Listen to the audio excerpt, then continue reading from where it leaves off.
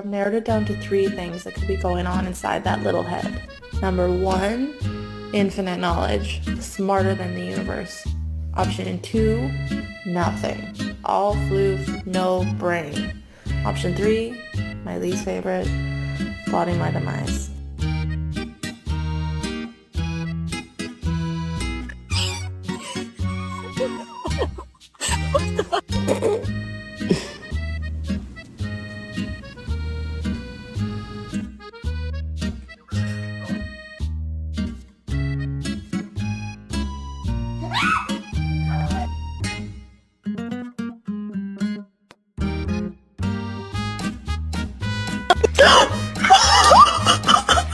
Un minute.